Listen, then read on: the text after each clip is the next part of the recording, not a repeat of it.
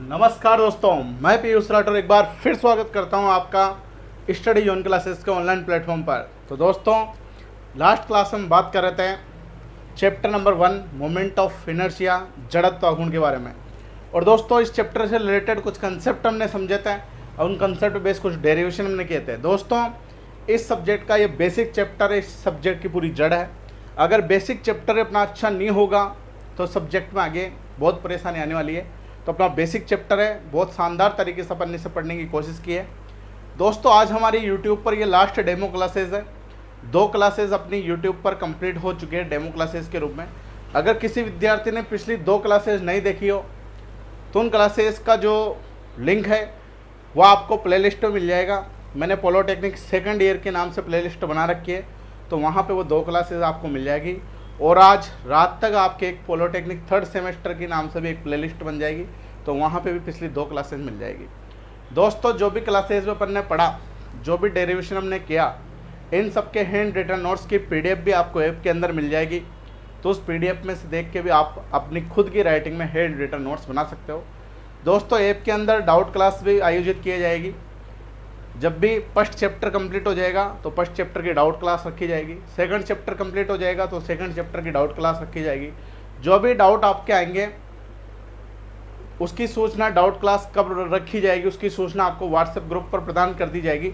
जो भी ऐप के अंदर कोर्स खरीदेगा उसका व्हाट्सएप ग्रुप बनेगा, तो वहाँ पे डाउट क्लास की सूचना दी जाएगी। जो भी डाउट आपको आएंगे वो आप उस ग्रुप में सेंड कर सकते हो। फिर एक डाउट क्लास में आपके जो भी डाउट आए हैं उन सभी डाउट को क्लियर किया जाएगा। ठीक है दोस्तों। तो दोस्तों, आज हमारी ये यूट्यूब पर लास्ट डेमो क्लास है। इसके बाद की जो अगली क्लासेस होगी वह स्टडी जोन क्लासेस की मोबाइल ऐप पर होगी। तो मोबाइल ऐप का लिंक मैंने डिस्क्रिप्शन में दे रखा है, और गूगल प्ले स्टोर से भी आप स्टडी जोन क्लासेस की मोबाइल ऐप को इंस्टॉल कर सकते हो। और दोस्तों, आप इस सब्जेक्ट का मैकेनिक्स ऑफ मटेरियल का सिविल ब्रांच में एकमात्र यही सब्जेक्ट है थर्ड सेमेस्टर में जिसमें एक्चुअल में कोचिंग करने की ज़रूरत पड़ती है, क्योंकि इसमें डेरिवेशन भी आते हैं, न्यूमेरिकल भी आते हैं। ये सब्जेक्ट तब पढ़ता है। बाकी सारे सब्जेक्ट आप खुद के बेस पर पढ़ सकते हो। थ्योरी सब्जेक्ट है, खुद के स्तर पर बुक वगैरह से तैयारी कर सकते हो। और दोस्तों, 20 अगस्त तक ऑफर चल रहा है। 20 अगस्त के बाद फीस बढ़ जाएगी। जिसको भी कोर्स खरीदना है, जिसको भी ये सब्जेक्ट अच्छा करना हो, अच्छे कंसेप्ट क्लियर करना है, आगे फ्यूचर अच्छा करना है, अच्छे परसेंट बनानी है, वो 20 अगस्त के पहले कोर्स खरीद ले। 20 अगस्त तक इस सब्जेक्ट की जो फीस है कंप्लीट सिलेबस की वो 749 रुपये, जिसमें आपको कंप्लीट सिलेबस के वीडियो मिलेंगे। जो भी क्लास में पढ़ेंगे उसके हैंड रिटन नोट्स की पीडीएफ मिलेगी। टाइम पे आपके डाउट क्लासेज ऐप के अंदर संचालित की जाएगी। दोस्तों, ऑफलाइन क्लासेस की आधी फीस भी नहीं है ये। जब हमारी ऑफलाइन क्लासेस चलती थी तब इसी सब्जेक्ट की फीस 2500 रुपये होती थी, जो कि आज ऑनलाइन में 749 रुपये। ऑफलाइन में क्लास बार नहीं हो सकती थी एक क्लास। यहाँ पे किसी भी क्लास को आप एग्जाम तक कितनी ही बार देख सकते हो ऐप के अंदर, जब भी आपका रिवीजन करते समय कोई डाउट आए। ठीक है। तो दोस्तों, ये बात होगी। इसके बाद आगे की क्लासेज ऐप के अंदर संचालित की जाएगी। तो दोस्तों, यदि फिर भी किसी को कोई समस्या हो, कुछ पूछना हो, कोई कहना हो, तो आप कमेंट बॉक्स के माध्यम से कमेंट करके पूछ सकते हो। आपकी समस्या का समाधान जरूर किया जाएगा। और दोस्तों, आपको कोर्स खरीदते समय किसी भी प्रकार की कोई समस्या आती हो तो इसका वीडियो भी मैंने ऐप के अंदर डाल रखा है। जब सेकंड सेमेस्टर की क्लासेस चल रही थी तो उस वक्त मैंने वीडियो बनाया था कोर्स खरीदने का प्रोसेस क्या है ऐप के अंदर, उसमें सब कुछ बताया गया है। तो उस वीडियो को आप देख लो। हालांकि थर्ड सेमेस्टर में भी वैसे ही कोर्स खरीदा जाएगा, वो वीडियो सेकंड सेमेस्टर का है, तो सेकंड सेमेस्टर के कोर्स के बारे में बताया गया है। तो थर्ड सेमेस्टर का कोर्स भी उसी प्रकार से खरीदना है। अगर फिर भी किसी को कोई समस्या आती हो कोर्स खरीदते समय, किसी का फ़ोन पे गूगल पे अकाउंट नहीं हो, किसी का बैंक में खाता नहीं हो, तो किसी भी प्रकार की कोई भी समस्या है कोर्स खरीदते समय, तो आप इन व्हाट्सएप नंबर पर 9929333794 इन नंबर पर व्हाट्सएप के माध्यम से मैसेज करके या डायरेक्ट कॉल के माध्यम से संपर्क कर सकते हो। आपको कोर्स खरीद कर दे दिया जाएगा। ठीक है दोस्तों। तो किसी भी प्रकार की समस्या है तो आप इस पर संपर्क कर सकते हो। तो ठीक है दोस्तों, पिछली 2 क्लासों में अपन ने इस चैप्टर की शुरुआत करी। सेंटर ऑफ ग्रेविटी, गुरुत्व केंद्र क्या होता है, सेंट्रोइड गुरुत्व क्या होता है, अलग अलग सेक्शन के लिए, आयताकार के लिए, वृत्ताकार के लिए, त्रिभुजाकार के लिए, इन सभी के बारे में, गुरुत्व केंद्र के बारे में अपन डिस्कस आगे भी करेंगे कि किस प्रकार से इनका गुरुत्व केंद्र ज्ञात किया जाता है, किस प्रकार से चैप्टर के कंसेप्ट क्लियर किया जाता है, लंबवत अक्षों की प्रमेय क्या होती है, समांतर अक्षों की प्रमेय क्या होती है। इन सभी के बारे में दोस्तों अपन पढ़ भी चुके हैं, पढ़ने वाले भी आगे। तो बहुत ही इंपॉर्टेंट चैप्टर है, बहुत ही बेसिक चैप्टर है। दोस्तों, मैं आपसे कहना चाहता हूँ, बहुत से विद्यार्थियों को मेरे पास मैसेज आ रहा है कि सर सेकंड सेमेस्टर का रिजल्ट ही नहीं है, आपने थर्ड सेमेस्टर की क्लासेस स्टार्ट कर दी, तो भैया उन महान आत्माओं से मैं कहना चाहता हूँ कि जब सेकंड सेमेस्टर का रिजल्ट आ जाए उसके बाद ही आप पढ़ो, अभी मत पढ़ो, ठीक है। जिसको पढ़ना है, जिसको आगे बढ़ना है वो पढ़ लेगा। और एक आपसे कहना चाहता हूँ कि आप फेसबुक, व्हाट्सएप, इंस्टाग्राम, टिकटॉक, हालांकि टिकटॉक तो अब बैन हो चुका, इनके माध्यम से अपने लाइफ का बहुत ही इंपॉर्टेंट टाइम ख़राब कर रहे हो। अगर दोस्तों आप मज़े करोगे अभी और अभी पढ़ाई नहीं करोगे तो आगे ज़िंदगी बहुत ही भयानक होने वाली है। और अभी आप पढ़ाई कर ले, अभी घिस ले, अभी मेहनत कर ली तो ज़िंदगी भर के मज़े हैं। तो आपको ज़िंदगी भर के मज़े करने हैं या कुछ समय के मज़े करने हैं, या आप पे डिपेंड कर रहा है। दोस्तों सेकंड ईयर के सब्जेक्ट बहुत टिपिकल सब्जेक्ट है, फर्स्ट ईयर के सब्जेक्ट सिंपल सब्जेक्ट है, क्योंकि फर्स्ट ईयर में स्टूडेंट एडमिशन लेता है तो वहाँ उसे परेशानी नहीं आती है, नहीं आए इस कारण से सिंपल सब्जेक्ट रखे जाते हैं। लेकिन सेकंड ईयर से सब्जेक्ट बहुत खतरनाक है, एक एक चीज़ कंसेप्ट चलती है, बहुत डेंजर न्यूमेरिकल डेरिवेशन यहाँ पे आते हैं। तो अगर आप मेहनत नहीं करोगे तो बात नहीं बनेगी। तो मेरी गारंटी है कि जो भी मैं पढ़ाऊँगा सब्जेक्ट को आपको ईजी कर दूँगा, ठीक है। हर सब्जेक्ट आपको ईजी लगेगा, जो भी मेरे से पढ़ोगे, मेरी गारंटी है, चाहे उसमें किसी भी प्रकार का डेरिवेशन आए, न्यूमेरिकल आए। तो दोस्तों इन 3 डेमो क्लासेस के माध्यम से आपको पता भी चल गया होगा कि किस प्रकार से यहाँ पढ़ाया जा रहा है, किस प्रकार से आपके कंसेप्ट क्लियर किए जा रहे हैं, ठीक है। तो आई थिंक सारे डाउट आपके क्लियर होंगे। तो अपनी क्लासेस बहुत शानदार तरीके से स्टार्ट हो चुकी है और एग्ज़ाम से बहुत पहले अपन कोर्स कंप्लीट करने की सोचेंगे, ठीक है। अभी तो आपके कॉलेज स्टार्ट होंगे, अभी सूचना आई है, राजस्थान गवर्नमेंट के द्वारा आदेश जारी किया गया कि 1 सितंबर से आपके कॉलेज खुल जाएंगे, ठीक है। तो 1 सितंबर से कॉलेज के अंदर भी आपकी क्लासेस स्टार्ट हो जाएगी। जब कॉलेज के अंदर क्लासेस स्टार्ट होगी वहाँ तक अपन 1-1, 2-2 चैप्टर कंप्लीट कर चुके होंगे और उन विद्यार्थियों से आप काफ़ी आगे निकल चुके होंगे। इसका फ़ायदा ये होगा कि कॉलेज में जब आपके टेस्ट होंगे तो वहाँ पे भी आपके अच्छे नंबर आएंगे, क्योंकि आप सब कुछ पढ़ चुके होंगे अच्छे तरीके से, ठीक है दोस्तों। हालांकि बहुत से विद्यार्थियों के मेरे पास मैसेज आ रहे थे कमेंट के माध्यम से कि सर क्लासेज स्टार्ट कीजिए, क्योंकि हम फ्री बैठे हैं तो हमारी तैयारी हो सके। इसी वजह से मैंने क्लास स्टार्ट की है और ये क्लास स्टार्ट करने का समय भी बहुत अच्छा है, इसी टाइम पे क्लास एक्चुअल में स्टार्ट होनी भी चाहिए थी। तो ठीक है दोस्तों, ये अपनी बातें कंप्लीट होगी। अब क्लास को अपन बिना टाइम खराब करते हुए क्लास को स्टार्ट करते हैं। तो दोस्तों आज हमारी लास्ट डेमो क्लास है, डेमो क्लास नंबर 3, और बात कर रहे हैं हम चैप्टर नंबर 1 जड़त्व गुण मोमेंट ऑफ इनर्शिया की। तो ठीक है दोस्तों, एक बार कमेंट वगैरह करके रिप्लाई कर दो, फिर अपन सेशन को स्टार्ट करते हैं। और जब मैं कमेंट की कहूँ तभी कमेंट करा करो, पढ़ते वक्त कमेंट पे ध्यान मत दिया करो, पूरा कंसंट्रेशन बोर्ड पे होना चाहिए, ठीक है। मेरा तो यही निवेदन है कि लास्ट में जब क्लास खत्म हो जाए उसके बाद आप कमेंट करो, ताकि अगले क्लास में मैं आपके डाउट क्लियर कर दूँ, ठीक है दोस्तों। अभी तो कमेंट कर दो, वॉइस वगैरह सब क्लियर होना है, फिर अपन क्लास को कंटिन्यू करते हैं, ठीक है दोस्तों। तो ठीक है दोस्तों, अपन क्लास को स्टार्ट करते हैं।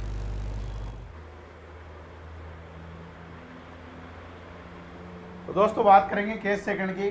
केस सेकंड है छड़ के लंबवत छड़ के सिरे के सापेक्ष जड़त्व आघूर्ण। छड़ के लंबवत छड़ के सिरे के सापेक्ष जड़त्व आघूर्ण। कल हमने बात की थी मध्य अक्ष के सापेक्ष जड़त्व आघूर्ण, आज हम बात करेंगे छड़ के सिरे के सापेक्ष जड़त्व आघूर्ण, ठीक है। तो सबसे पहले अपन डायग्राम बना लेते हैं, फिर उसके बाद डेरिवेशन को कंटिन्यू करते हैं। कल हमने बात की थी मध्य अक्ष के सापेक्ष जड़त्व आघूर्ण। तो ये डायग्राम आप नोट कर लो, फिर अपन समझते हैं इसे। ये एक छड़ है हमारे पास PQ, इस बिंदु P से x दूरी पर हमने एक पट्टिका कंसीडर करी। इस पट्टिका की लंबाई dx है, ठीक है।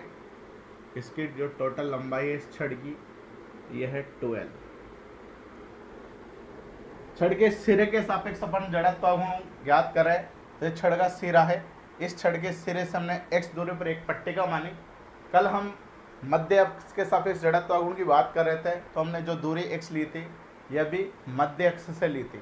आज सिरे के सापेक्ष निकाल रहे हैं, तो जो दूरी ली है ये कहाँ से ली है, एक सिरे से ली है P से, ठीक है। जड़त्व आघूर्ण की बात कर रहे थे, तो हमने जो दूरी x ली थी यह भी ठीक है भैया, डायग्राम नोट कर लो आप, फिर अपन आगे चलते हैं। लिखो इसमें, चित्रानुसार एक छड़ PQ है, चित्रानुसार एक छड़ PQ है, चित्रानुसार एक छड़ PQ है जिसकी लंबाई 2L है। चित्रानुसार एक छड़ PQ है जिसकी लंबाई 2L है,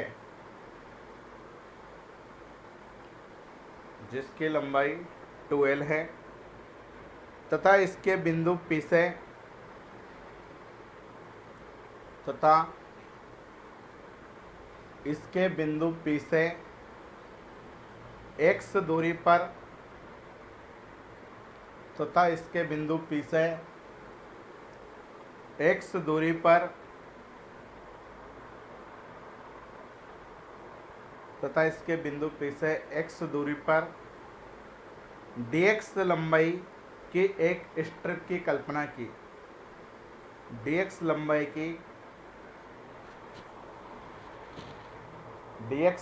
की एक स्ट्रिप की कल्पना की।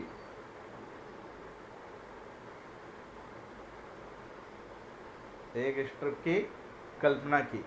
अतः जड़त्व आघूर्ण, अतः जड़त्व आघूर्ण, अतः जड़त्व आघूर्ण की अपन बात करते हैं। हमने कल एक फॉर्मूला पढ़ा, I y बराबर m dx into x square. dx लंबाई का द्रव्यमान कितना था? m dx था। लास्ट क्लास हमने डिस्कस किया था। तो m dx इंटू दूरी कितनी है x, तो उसका स्क्वायर। ये जड़त्व आघूर्ण का फॉर्मूला हमने पढ़ा था। अब क्या करेंगे, I y बराबर m मैंने बाहर ले लिया, एक्स स्क्वायर dx का क्या कर देंगे, समाकलन कर देंगे, क्योंकि एक स्ट्रिप का जड़त्व आघूर्ण है, हमें पूरी छड़ का जड़त्व आघूर्ण निकालना है। पूरी छड़ का जड़त्व आघूर्ण निकालने के लिए क्या करेंगे, इसका समाकलन करेंगे, इंटीग्रेशन करेंगे। कल इसके लिमिट लगाई थी हमने -L से +L, क्योंकि मध्य अक्ष के सापेक्ष जड़त्व आघूर्ण हमने निकाला था। मध्य अक्ष यानी मूल बिंदु के इधर दूरी ऋणात्मक थी, इसलिए -L लिया था। मूल बिंदु की उधर दूरी धनात्मक थी, इसलिए +L लिया था। लेकिन आज शुरुआत यहाँ से करेंगे, क्योंकि सिरे के सापेक्ष हम जड़त्व आघूर्ण निकाल रहे हैं। तो यहाँ डिस्टेंस कितनी रहेगी, बिंदु P पर, बिंदु P पर दूरी 0 रहेगी, और यहाँ से बढ़ती हुई बिंदु Q पर कितनी हो जाएगी, 2L हो जाएगी। कितनी हो जाएगी, 2L। एक सिरे पर 0 से स्टार्ट होगी और दूसरे सिरे पर कितनी हो जाएगी, 2L। तो इसके लिमिट क्या लगेगी, आज लिमिट लगेगी 0 से 2L। लिमिट क्या लगेगी, 0 से 2L। ठीक है, तो I y बराबर m एक्स स्क्वायर का समाकलन क्या होगा, x³ बटा 3, कल भी हमने निकाला था। लिमिट 0 से 2L। बस अंतर कहाँ पे आया है, अंतर केवल लिमिट में आया, बाकी सारा प्रोसेस सेम टू सेम वैसा ही है जो हमने कल पढ़ा था।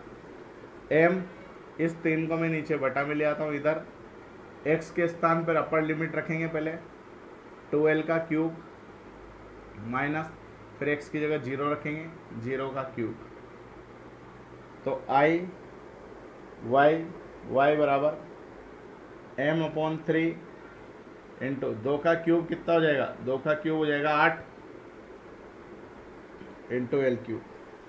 2 का क्यूब कितना हो जाएगा, 8 इंटू L क्यूब। अब दोस्तों हमने लास्ट क्लास में पढ़ा था कैपिटल M बराबर क्या था, स्मॉल m इंटू 2L।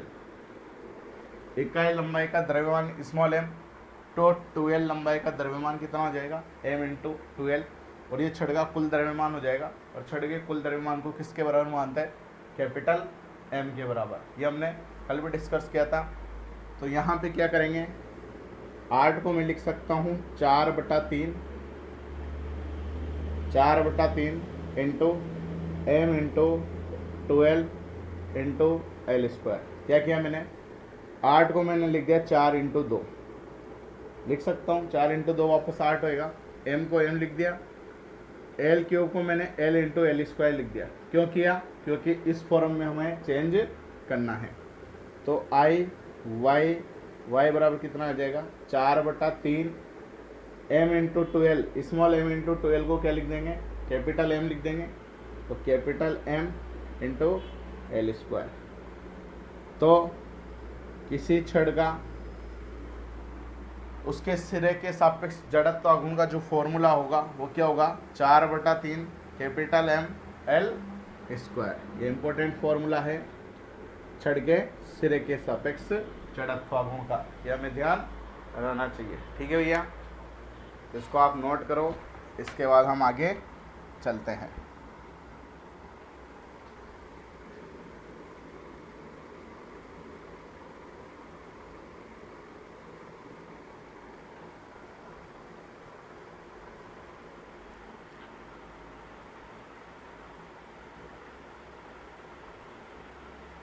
ठीक है, तो वीडियो को पॉज करके आप उतार लेना। इसके बाद बात करते अपन अगले हेडिंग की, और अगला हेडिंग जो है हमारा वह है आयताकार काट का जड़त्व आघूर्ण।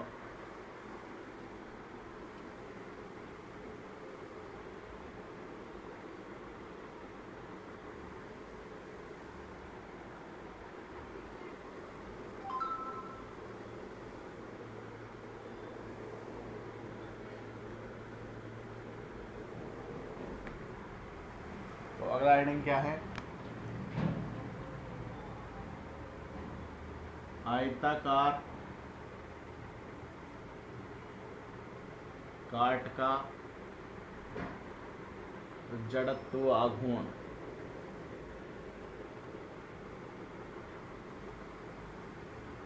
आयताकार काट के जड़त्व आघूर्ण की अपन बात करेंगे, तो इसमें पहले डायग्राम बना लेते हैं, फिर आगे चलते हैं। ठीक है, ये हमारे पास एक आयताकार सेक्शन है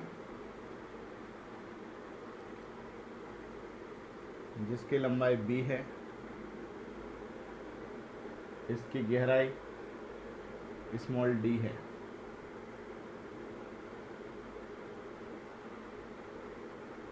क्या है ये? Small d।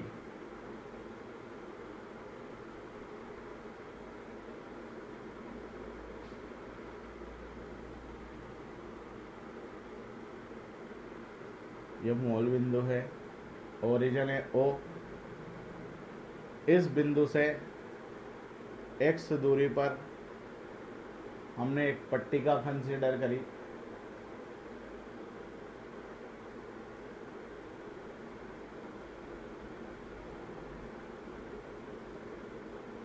क्या किया हमने? इस मूल बिंदु से x दूरी पर एक आयताकार पट्टिका कंसीडर करी जिसकी लंबाई कितनी है? dx है। कितनी है? dx। ठीक है, इसे आप नोट कर लो, उसके बाद अपन इसके डेरिवेशन को समझते हैं। ठीक है,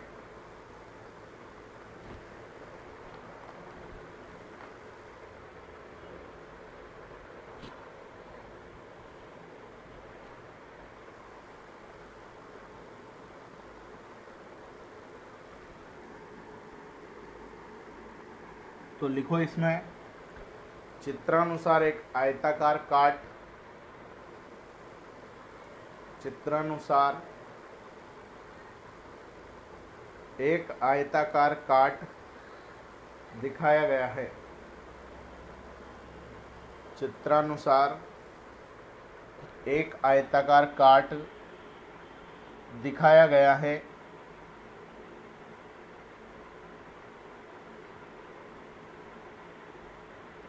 चित्रानुसार एक आयताकार काट दिखाया गया है।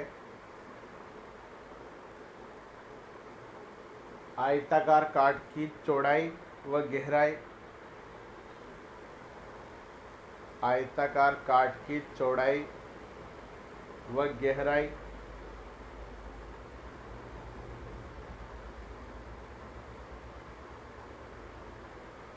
आयताकार काट की चौड़ाई व गहराई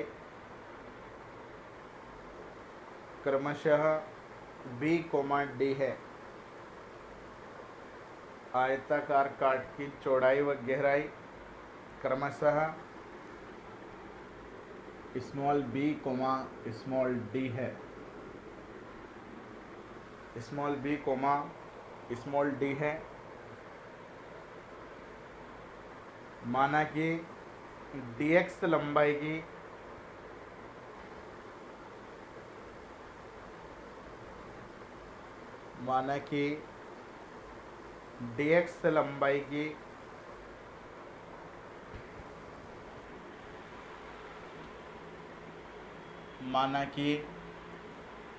dx लंबाई की एक स्ट्रिप कंसीडर की dx लंबाई की एक स्ट्रिप कंसीडर की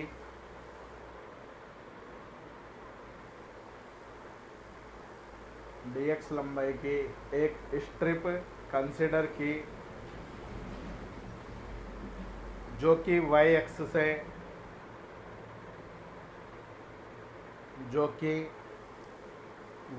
अक्ष से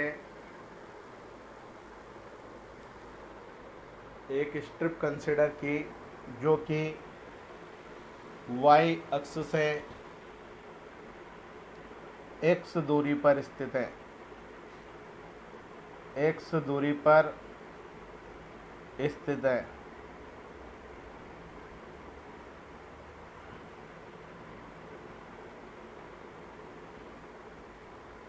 x दूरी पर स्थित है। अब इधर देखो, ये x अक्ष है और ये y अक्ष है। तो इस y अक्ष से x दूरी पर ही क्या रही हमने एक पट्टी का कंसीडर, जिसकी लंबाई कितनी है, dx है। ठीक है, तो यहाँ पे अपन जड़त्व आघूर्ण की बात करते हैं। अतः यहाँ जड़त्व आघूर्ण I y बराबर। अब दोस्तों, अभी इसके पहले जो हमने डेरिवेशन किया था उसमें द्रव्यमान का यूज किया था, लेकिन इस आयताकार काट के जड़त्व आघूर्ण निकालने के लिए हम क्षेत्रफल का यूज करेंगे। किसका यूज करेंगे, क्षेत्रफल का यूज करेंगे। हम यहाँ पे किसकी बात कर रहे हैं, ये जो पट्टिका हमने कंसीडर करी, जो स्ट्रिप हमने कंसीडर करी, उसके क्षेत्रफल की बात करेंगे। तो पट्टिका का क्षेत्रफल क्या होगा, dA होगा। भाई पूरी छड़ का तो कैपिटल A मान सकते हैं, लेकिन पट्टिका का स्मॉल क्षेत्रफल होगा, स्मॉल एरिया होगा, छोटा क्षेत्रफल होगा। तो छोटे को किससे दर्शाते अपन, dA से दर्शाते हैं। तो पट्टिका का क्षेत्रफल कितना हो गया, dA इंटू दूरी कितनी है यहाँ पे x, तो उसका स्क्वायर। I बराबर क्या आ जाएगा, dA इंटू एक्स स्क्वायर। इसके लिए पट्टिका के लिए। अब दोस्तों यहाँ इस पट्टिका के क्षेत्रफल की हम बात करें तो एक पट्टिका है, यह आयताकार पट्टिका है। इस आयताकार पट्टिका की लंबाई कितनी है, dx है। लंबाई तो dx है और ये गहराई कितनी है, ये गहराई तो इसी के बराबर रहेगी, d के बराबर ही। तो लंबाई तो dx और गहराई क्या रहेगी, d। तो क्षेत्रफल क्या हो जाएगा, लंबाई इंटू गहराई। तो dx into D, dx into D क्या हो जाएगा, इसका क्षेत्रफल हो जाएगा। dx तो इसकी लंबाई और गहराई d, तो लंबाई इंटू गहराई क्या हो गया, क्षेत्रफल dx इंटू डी। तो dA की जगह क्या लिख देंगे हम, dA की जगह लिख देंगे dx into D into x square. अब इस d को मैं बाहर ले आता हूँ, आगे d को बाहर ले आया, एक्स स्क्वायर के साथ क्या रख देता हूँ, dx। ये किसका क्षेत्रफल है, ये किसका मोमेंट ऑफ इनर्शिया है, किसका जड़त्व आघूर्ण है, एक स्ट्रिप का है, एक पट्टिका का है। इस पूरी आयताकार छड़ का जड़त्व आघूर्ण में निकालना है, तो क्या करेंगे, समाकलन करेंगे, इंटीग्रेशन करेंगे। इसका समाकलन कर देते हैं। अब इसके लिमिट लगाएंगे। लिमिट क्या लगाएंगे, यह मूल बिंदु है, इस मूल बिंदु के सापेक्ष, यानी ये मध्य अक्ष हो गया एक तरह से। तो ये मूल बिंदु है तो क्या हो गया, ये मध्य अक्ष हो गया। I y हम निकाल रहे हैं, यानी y अक्ष के सापेक्ष जड़त्व आघूर्ण निकाल रहे हैं। और y अक्ष किसका काम कर रही है, यहाँ पे मध्य अक्ष का काम कर रही है। क्योंकि ये आयताकार छड़ के मध्य बिंदु से गुजर रही है, तो क्या है, ये मध्य अक्ष है। तो मध्य अक्ष से तो ये पूरी दूरी b है, तो यहाँ से यहाँ तक की दूरी तो b/2 हो जाएगी, और यहाँ से यहाँ तक की दूरी भी b/2 हो जाएगी। अब इसके इधर की दूरी तो मूल बिंदु के इधर की दूरी होगी, तो ये तो ऋणात्मक आएगी, और ये मूल बिंदु के उधर की दूरी होगी, तो ये धनात्मक आएगी। मूल बिंदु के इधर ऋणात्मक, तो इसकी लिमिट क्या लग जाएगी, -b/2 से प्लस का b/2।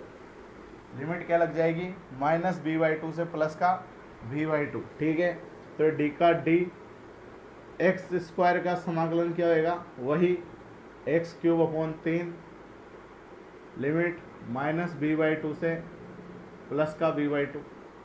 ये 3 बाहर आ जाएगा, तो d/3 लिमिट, पहले अपर लिमिट b/2 का क्यूब, फिर माइनस, फिर लोअर लिमिट -b/2 का क्यूब।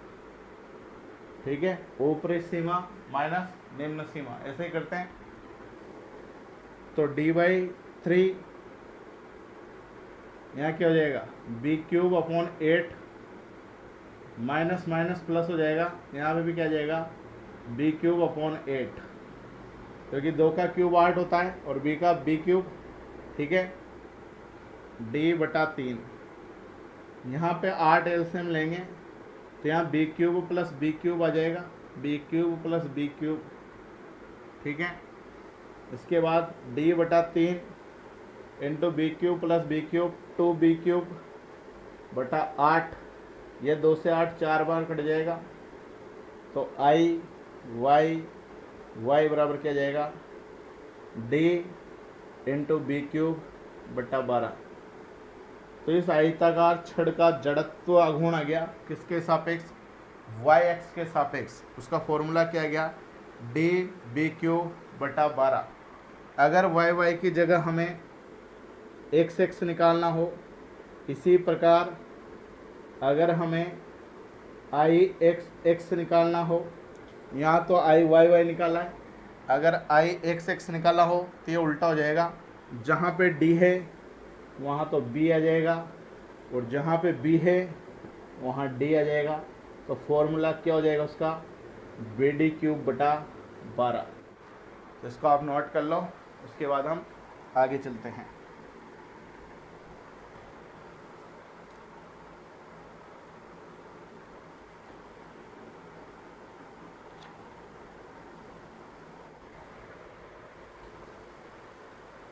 ठीक है भाई, इसके बाद हम आगे चलते हैं और बात करते हैं खोखले आयताकार काट का जड़त्व आघूर्ण। खोखले आयताकार काट का जड़त्व आघूर्ण। ठीक है,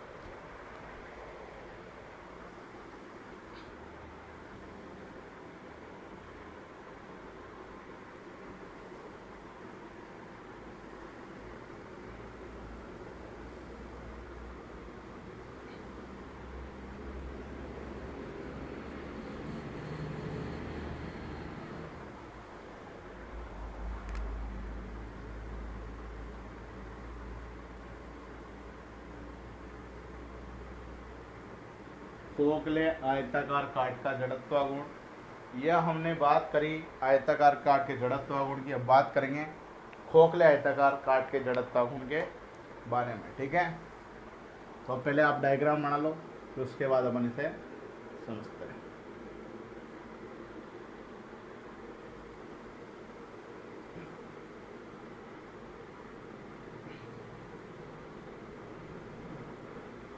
ये लंबाई कैपिटल B,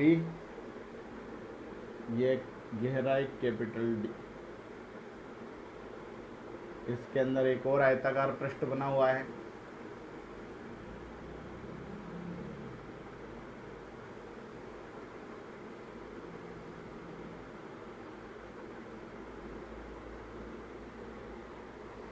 ठीक है, ये इसकी लंबाई स्मॉल b, ये इसकी गहराई स्मॉल d,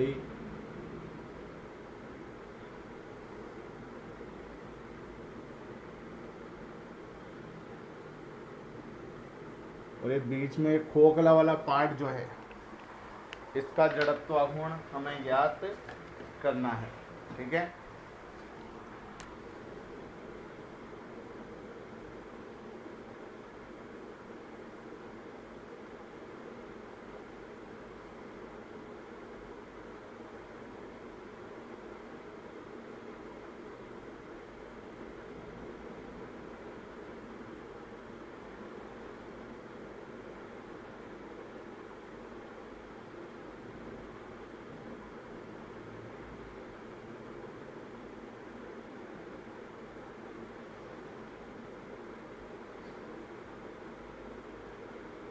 इस खोखले वाले पार्ट का जड़त्व आघूर्ण हमें याद करना है। तो हम यहाँ पे डायरेक्ट फॉर्मूला याद रखेंगे, इसका डेरिवेशन करने की ज़रूरत नहीं है। आई वाई वाई बराबर capital D B cube upon 12 minus small D B cube upon 12। हमने अभी फॉर्मूला पढ़ा आयताकार काट के जड़त्व आघूर्ण के लिए डी बी क्यूब अपॉन 12। तो यहाँ पे जो बड़ा वाला आयत है इसके लिए मोमेंट ऑफ इनर्शिया निकाला तो क्या आ जाएगा, कैपिटल डी बी क्यूब बटा 12। उसमें से ये छोटे वाले आयत के कारण जड़त्व आघूर्ण घटा देंगे, स्मॉल डी बी क्यूब बटा 12। तो जो खोखला वाला भाग है इसका क्या आ जाएगा, जड़त्व आघूर्ण आ जाएगा। इसी प्रकार हमें आई एक्स निकालना हो तो इसका उल्टा कर देंगे, कैपिटल बी डी क्यूब बटा 12 minus small B D cube upon 12। यानी बड़े वाले आयत के जड़त्व आघूर्ण से छोटे वाले आयत का जड़त्व आघूर्ण घटा देंगे तो किसका आ जाएगा, खोखले आयताकार पृष्ठ का जड़त्व आघूर्ण आ जाएगा। ठीक है, इसे आप नोट कर लो, इसके बाद हम आगे चलते हैं।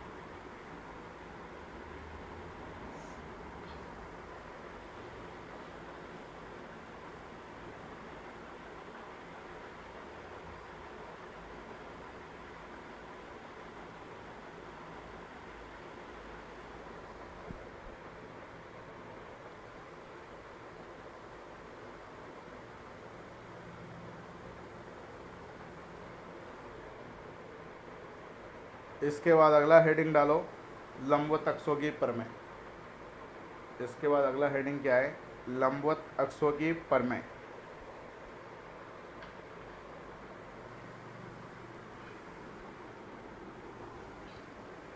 अगला हेडिंग है हमारा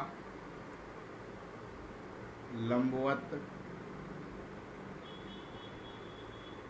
अक्षों की परमें।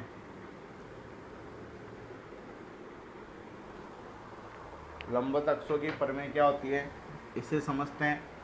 उसके लिए पहले आप एक डायग्राम नोट कर लो।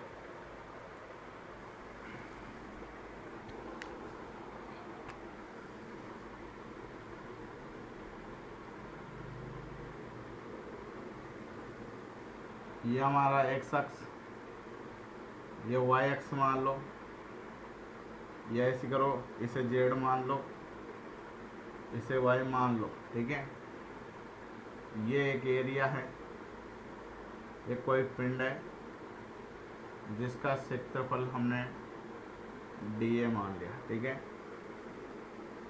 ये दूरी जो है ये y के बराबर रहेगी, ये जो दूरी है ये x के बराबर रहेगी, और मूल बिंदु से इसके केंद्र की जो दूरी है ये स्मॉल r मान लेते हैं।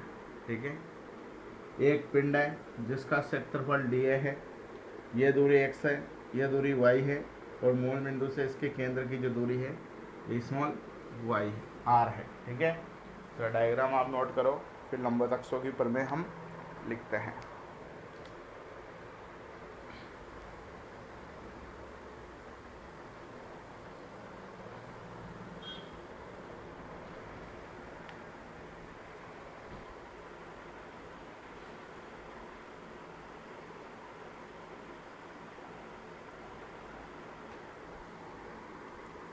ठीक है, लिखो इसमें किसी क्षेत्रफल के किसी क्षेत्रफल के किसी क्षेत्रफल के किसी क्षेत्रफल का उसके लंबवत अक्ष के सापेक्ष जड़त्व आघूर्ण, किसी क्षेत्रफल का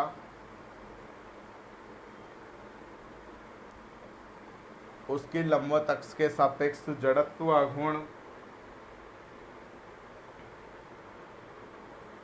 किसी क्षेत्रफल का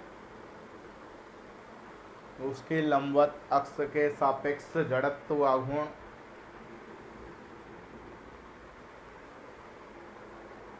किसी क्षेत्रफल का उसके लंबवत अक्ष के सापेक्ष जड़त्व आघूर्ण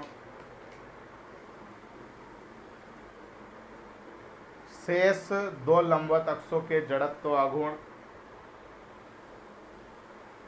शेष दो लंबवत अक्षों के सापेक्ष जड़त्व आघूर्ण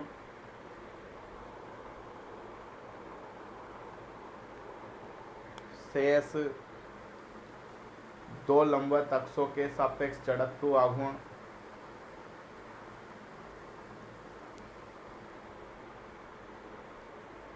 शेष दो लंबवत अक्षों के सापेक्ष जड़त्व आघूर्ण किसी क्षेत्रफल का उसकी लंबवत अक्ष के सापेक्ष जड़त्व आघूर्ण शेष दो लंबवत अक्षों के सापेक्ष जड़त्व आघूर्ण के योग के बराबर होता है, के योग के बराबर होता है, के योग के बराबर होता है, के योग के बराबर होता है। अब दोस्तों मान लो ये पिंड है, एक वृत्ताकार पिंड है, इसके लंबवत अक्ष ऐसे आएगी, इसके लंबवत अक्ष के सापेक्ष हमें जड़त्व का आघूर्ण निकालना है तो वैसे आएगा। और ऐसे अक्ष कौन सा है? जेड अक्ष है। ये एक्स अक्ष, ये एक्स अक्ष, ये वाई अक्ष और ये जो बाहर निकल रहा है ये जेड अक्ष। यानी जेड अक्ष के सापेक्ष हमें जड़त्व आघूर्ण निकालना है। किसका? इस वाले क्षेत्रफल वाले पिंड का। इस जेड अक्ष के सापेक्ष निकालना है तो शेष दो लंबवत अक्ष कौन कौन से बची? एक तो एक्स अक्ष बची और एक ये वाई अक्ष बची। तो इनके सापेक्ष जो जड़त्व आघूर्ण होता है उनके योग के बराबर होता है जेड अक्ष के सापेक्ष जड़त्व आघूर्ण। अर्थात हम कह सकते हैं, अर्थात हम क्या कह सकते हैं? अर्थात आई जेड, जेड बराबर आई एक्स एक्स प्लस आई वाई वाई। शेष दो लंबवत अक्ष कौन से बची? एक तो एक्स बची और एक वाई बची। इनके सापेक्ष जड़त्व आघूर्ण क्या हुआ? आई एक्स एक्स और आई वाई वाई। इन दोनों का योग किसके बराबर होगा? इस क्षेत्रफल के लंबवत जो अक्ष है जेड अक्ष उसका जड़त्व आघूर्ण के बराबर। तो आई जेड, जेड बराबर किसके होगा? आई एक्स एक्स प्लस आई वाई वाई। और यही क्या है? लंबवत अक्षों की प्रमेय, थ्योरम ऑफ परपेंडिकुलर एक्सेस। ठीक है, इसे आप नोट करो, इसके बाद हम आगे चलते हैं।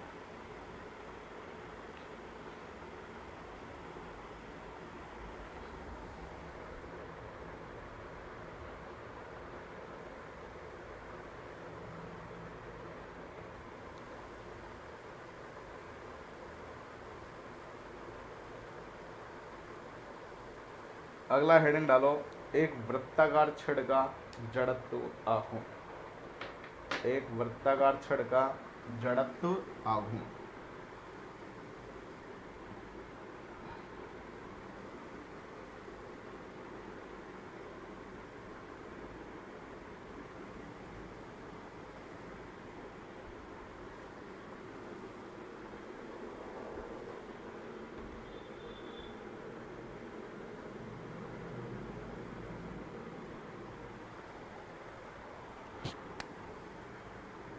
एक वृत्ताकार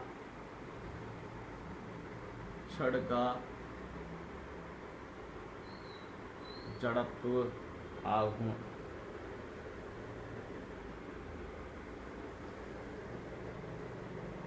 एक वृत्ताकार छड़ है, उसका जड़त्व आघूर्ण अपन किस प्रकार से निकालेंगे उससे अपन समझते हैं। ठीक है,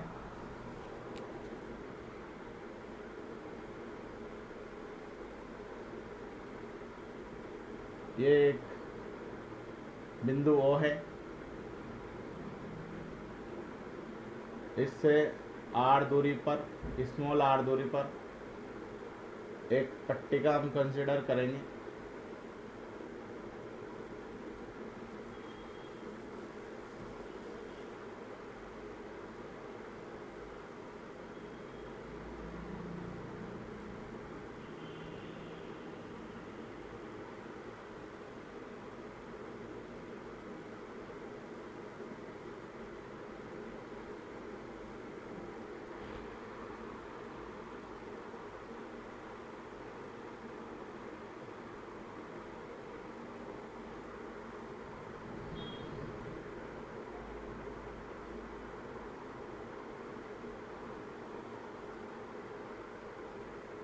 ठीक है भैया, गोल बना लेना तुम। ये बिंदु ओ है, इससे स्मॉल आर दूरी पर हमने एक पट्टिका कंसिडर करी। ठीक है, एक पट्टिका कंसिडर करी, ये वाली।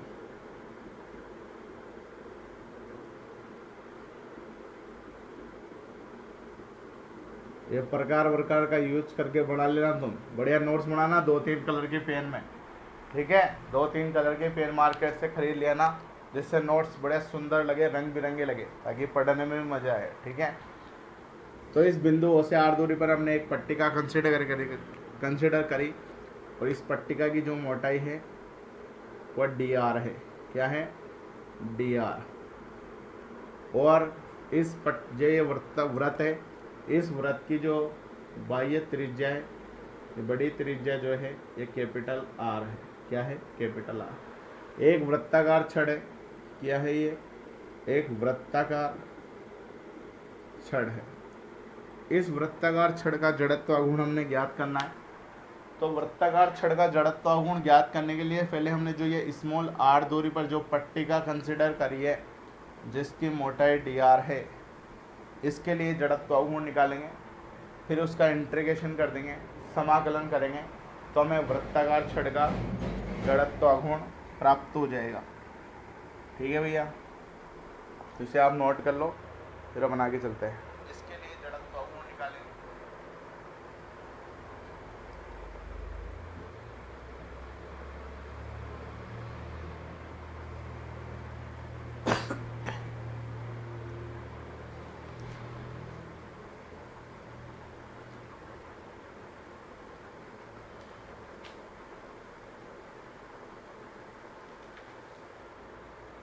ठीक है, लिखो इसमें, चित्रानुसार वृत्त के केंद्र बिंदु ओ से, चित्रानुसार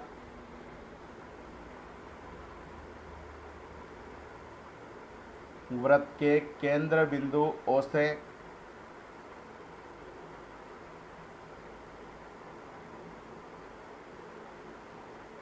चित्रानुसार वृत्त के केंद्र बिंदु ओ से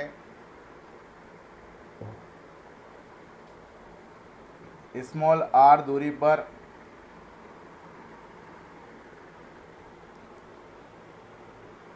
स्मॉल आर दूरी पर डी आर मोटाई की, डी आर स्मॉल आर दूरी पर डी आर मोटाई की, डी आर मोटाई की एक स्ट्रिप कंसिडर करी, डी आर मोटाई की एक स्ट्रिप कंसिडर की।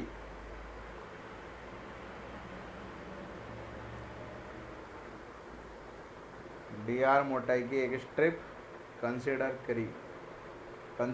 की, डी आर मोटाई की एक स्ट्रिप कंसिडर की। अतः इस स्ट्रिप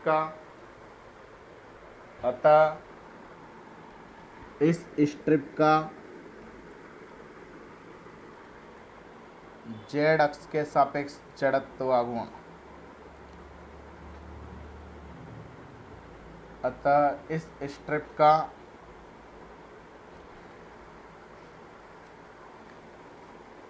जेड अक्ष के सापेक्ष जड़त्व गुण, जेड अक्ष के सापेक्ष जड़त्व गुण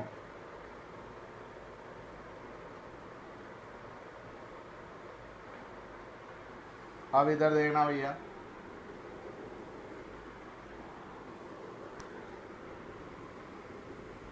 यहाँ आई जेड जेड बराबर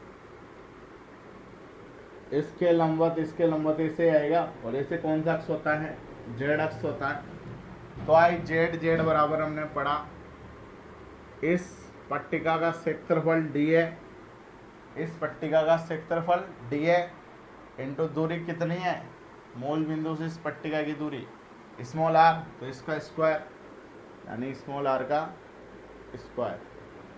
ये क्या आ गया, इस पट्टिका का जड़त्वाकोण आ गया जेड अक्ष के सापेक्ष, ठीक है। अब इस पट्टिका के क्षेत्रफल की हम बात करें तो इस पट्टिका का क्षेत्रफल कैसे निकालेंगे, यानी डी का मान हम किस प्रकार से ज्ञात करेंगे, ठीक है। इधर देखना, कैपिटल ए बराबर होता है पाई आर स्क्वायर, होता है वृत्त का क्षेत्रफल पाई आर स्क्वायर। अगर मैं दोनों तरफ इसका अवकलन कर दूं, दोनों तरफ क्या कर दूं, इसका अवकलन कर दूं, तो ए का अवकलन तो क्या हो जाएगा, डी ए हो जाएगा। क्या हो जाएगा, डी ए। किसके सापेक्ष करेंगे, आर के सापेक्ष। तो ए का अवकलन आर के सापेक्ष डी ए बटा D R, first year mathematics में पढ़ा है। ए का अवकलन आर के सापेक्ष डी ए बटा डी आर बराबर पाई कांस्टेंट है और गुणा में, तो ये ऐसा कैसा आ जाएगा, और आर स्क्वायर का अवकलन क्या हो जाएगा, 2r। आर स्क्वायर का अवकलन क्या हो जाता है, 2r हो जाता है, ये घात आगे आ जाती है। तो डी ए बराबर 2 को मैं आगे लिख देता हूँ, फिर पाई लिख देता हूँ, फिर आर लिख देता हूँ, 2 पाई आर, और इस डी आर को इधर क्रॉस मल्टीप्लाई कर देता हूँ।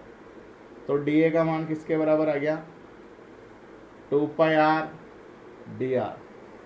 तो डी ए की जगह क्या लिख देंगे हम यहाँ पे, आई जेड जेड बराबर 2 pi R into D R into R square. तो आई जेड जेड बराबर 2 पाई कॉन्स्टेंट है, बाहर ले लेता हूँ, आर स्क्वायर आर से गुणा होगा तो क्या हो जाएगा, आर क्यूब, और पीछे क्या आ जाएगा, डी आर। वहाँ पहले एक्स आ रहा था तो पीछे डी एक्स आ रहा था, यहाँ आगे आर आ रहा है तो पीछे डी आर आ रहा है, ठीक है। इसका समाकलन कर देंगे पूरी वृत्ताकार छड़ का निकालने के लिए, पूरी वृत्ताकार छड़ का जड़त्वाकोण निकालने के लिए क्या कर देंगे, समाकलन कर देंगे। अब समाकलन तो कर देंगे, इसके लिमिट क्या लगाएंगे, इसकी लिमिट लगाएंगे 0 से यहाँ तक जाएगा, पूरी छड़ यही है, तो 0 से कैपिटल आर, लिमिट क्या लग जाएगी, 0 से कैपिटल आर, ठीक है। तो आई जेड जेड बराबर 2 पाई आर क्यूब का समाकलन करेंगे तो घात में 1 बढ़ जाता है, समाकलन में क्या जाएगा, आर की घात 4 बटा 4, यही होगा इसका समाकलन। आर की घात n+1 बटा n+1 से हमने इसका समाकलन कर दिया। लिमिट क्या लगेगी, 0 से कैपिटल आर, 0 से कैपिटल आर। इस 4 को मैं नीचे इधर बाहर ले आता हूँ, 2 पाई बटा 4, स्मॉल आर की जगह कैपिटल आर, तो आर की पावर 4 माइनस स्मॉल आर की जगह 0, तो 0 की पावर 4, 0 की पावर 4 तो 0 होगा, तो यहाँ क्या आ जाएगा, 2 पाई बटा 4 इंटू आर 4, आर की पावर 4, ठीक है। ये 2 बार कट जाएगा, क्या आ जाएगा, पाई बटा 2 इंटू आर की घात 4। अब दोस्तों हम जानते हैं जो व्यास होता है वह त्रिज्या का दुगना होता है, यानी त्रिज्या के दुगने को हम व्यास करते हैं, d बराबर 2r। तो यहाँ से r बराबर क्या आ जाएगा, r बराबर आ जाएगा d/2, r बराबर क्या आ जाएगा, d/2। तो यहाँ r की जगह क्या रखेंगे हम, d/2, तो पाई बटा 2 इंटू आर की जगह d/2 और इसकी घात 4, इसकी घात 4, तो ये पाई बटा 2 डी की घात 4, डी की घात 4 बटा 2 की घात 4 का मान कितना होता है, 16, कितना होता है, 16। तो इससे आई जेड जेड बराबर कितना जाएगा, पाई d4 बटा 32, 16 दुआ 32। तो एक वृत्ताकार छड़ के लिए उसके लंबवत अक्ष के सापेक्ष यानी जेड अक्ष के सापेक्ष जड़त्व गुण का फॉर्मूला क्या गया, पाई d4 बटा 32। क्या गया, पाई d4 बटा 32।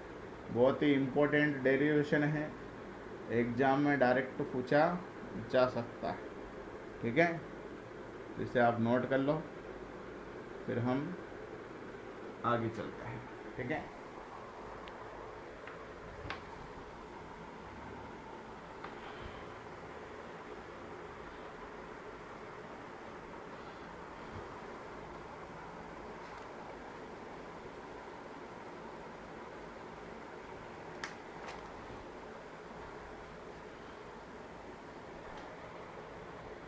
अब आगे देखना भैया, इसके एक इम्पोर्टेंट केस के बारे में डिस्कस करते हैं।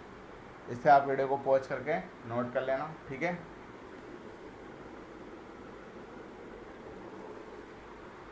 अब इसके बाद इधर देखना, तुम नीचे उतारना, मेरे पास स्पेस नहीं है इसलिए मैं इधर उतार रहा हूँ। इसके बाद इधर। ठीक है, अब यहाँ देखना, जो ये वृत्त है, ये मान लो ये हमारा y अक्ष है, ये क्या y अक्ष है और ये x अक्ष है। तो जो वृत्त है ये x अक्ष के सापेक्ष और y अक्ष के सापेक्ष क्या है, सममित है, सिमेट्रिकल है, सममित है।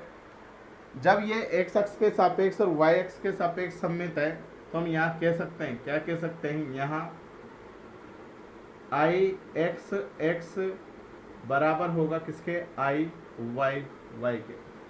i x x किसके बराबर होगा, i y y के बराबर होगा, क्योंकि ये x अक्ष और y अक्ष के सापेक्ष सममित है। इसे साइड में लिखना है। ठीक है, लंबवत अक्षों की परमेय से, लंबवत अक्षों की परमेय से, लंबवत अक्षों की परमेय से हम जानते हैं, हमने अभी पढ़ा, आई जेड जेड बराबर होता है आई एक्स एक्स प्लस आई वाई वाई होता है। अब ये दोनों आपस में बराबर हैं, ये दोनों आपस में बराबर है, तो आई वाई वाई की जगह भी क्या लिख सकता हूँ मैं, आई एक्स एक्स लिख सकता हूँ, क्योंकि दोनों क्या है, बराबर है। और आई जेड जेड का मान कितना आया, आई जेड जेड का मान आया पाई d4 बटा 32। आई एक्स एक्स प्लस आई एक्स एक्स, इन दोनों को जोड़ेंगे क्या आ जाएगा, 2 एक्स एक्स बराबर, इसको मैं इधर लिख देता हूँ पाई d4 बटा 32। ये दो इधर नीचे क्रॉस मल्टीप्लाई में चल जाएगा, तो आई एक्स एक्स बराबर कितना आ जाएगा, पाई d4 बटा, ये दो इधर क्रॉस मल्टीप्लाई हुआ तो 32 दुआ 64। तो आई जेड जेड के फॉर्मूले में नीचे बटा में 32 आ रहा है, और आई एक्स एक्स के फॉर्मूले में नीचे बटा में क्या रहा है, 64। और ये किसके बराबर होगा, आई वाई वाई के बराबर भी यही होगा। तो आई एक्स एक्स और आई वाई वाई दोनों अक्षों के सापेक्ष जो जड़त्वाघूर्ण आएगा किसका, वृत्ताकार छड़ का, कितना आएगा, पाई d4 बटा 64। तो दोस्तों ये बहुत इंपॉर्टेंट केस है। इसी के साथ हमारा ये वृत्ताकार छड़ का जड़त्वाघूर्ण कंप्लीट होता है। इसके बाद हम बात करेंगे एक खोखले वृत्ताकार काट का जड़त्वाघूर्ण की। ठीक है, और दोस्तों उसके बारे में अपन डिस्कस अगली क्लास में करेंगे। आज की क्लास को हम यहीं समाप्त करते हैं, इसके आगे का प्रोसेस हम अगली क्लास में कंटिन्यू करेंगे। यदि आपको किसी प्रकार की कोई भी समस्या हो, कोई भी चीज़ समझ में नहीं आए, तो वीडियो को दोबारा देख लो, और वीडियो को दोबारा देखने में भी समझ में नहीं आए तो कमेंट बॉक्स में, चैट बॉक्स के अंदर कमेंट ज़रूर करें। आपकी समस्या का समाधान अगली क्लास में मैं ज़रूर पूरा करने की कोशिश करूँगा। ठीक है दोस्तों, तो आज की क्लास को हम यहीं समाप्त करते हैं, इसके आगे का प्रोसेस अगली क्लास में कंटिन्यू करेंगे। बहुत बहुत धन्यवाद आपका। जय हिंद, जय भारत।